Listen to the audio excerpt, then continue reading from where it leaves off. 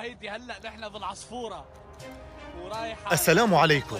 أسد على المدنيين في سوريا، نعامة في الضاحية الجنوبية، واوي حين ينثر بيته ينوح على كاسيت اللطمية. مسكين مثل العصفور يهرع بين الحيطان، يتصور مع هدم الجدران، يركض كحمار بري من دون لجام وعنان. فعصفورة اللون الأزرق تقول: ما عدت كسالف أزماني، ترهب تطرد توقع تطمر تمطر فوق الجرذان. فيا لا ذاكرة السوريين التي لا تنسى. ما الذي حدث يا خيال العصفورة الأسدية؟ هل خذلك أسد القرداحة؟ هل فعل وضع المزهرية؟ أم أنه الصمت الاستراتيجي يا ابن أو ربما يكون فستان العرس قد لبس بالمقلوب. قلوب قلوب، بقلاوة وحقلوم، وقطر زيادة ورشة سمسم يا حبوب. يا عزيز، 1000 ليرة إنجليز. يتداول السوريون الأحرار يومياً عشرات الفيديوهات المؤرشفة بذاكرة حراس الثورة، فيديوهات التنكيل النفسي الذي كان يمارسه مجند الصحافة الصفراء المعرف بلا حسن الخلق ولا رضا من الله.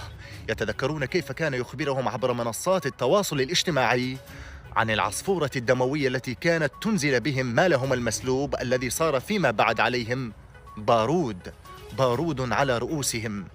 يقول كهل من مهاجري مضايا: وقل للشامتين صبرا فإن نوائب الدنيا تدور. ها قد دارت الأيام ونقل لنا الشام الدمار بيته وجراح ميليشياته، ووقف يتلفت يمينا وشمالا، عسى أن يمر أسدا على بطانية أو مهندس إعمار أو قاسم مشترك أو حتى مقاتل 1% كي يشد على يده أو يربط على كتفه، لكنها ضربات العدو يا رخي الوطنية. يتساءل الشباب السوري ويقارن: لماذا لا نرى عنتريات حسين مرتضى على حدود لبنان؟ لماذا لا يوثق مرتضى إنجازات الميليشيات بالصوت والصورة كما كان يغطي إجرام الجيش الأسدي الدموي منذ بداية الثورة الشعبية السورية؟ سؤال حير العلماء النفسيين والعرب الأكاديميين، فمنهم من قال أن صاحب فم دبر القرد قد خاب ظنه واكتفى بإيعاز جند الميليشيا ألا تتصوروا ولا تنقلوا أي حدث في ضاحية العار، ومنهم من قال أنه فعل وضع ميزة الحرباء، فمن لباس الحرب في سوريا إلى سترة الصحافة في الضاحية الجنوبية. ترى ما الذي حدث يا مضراطة الصحفيين؟ هل سنراك يوما تتعاطش عبات بعلبكية؟ أم أننا سوف نرى فم دبر القرد معلق ذات يوم بعود شجرة محترقة إثر دمار في الضاحية الجنوبية؟ عدل عقالك زين ودبش قبلنا. عقالك انا حل يومه.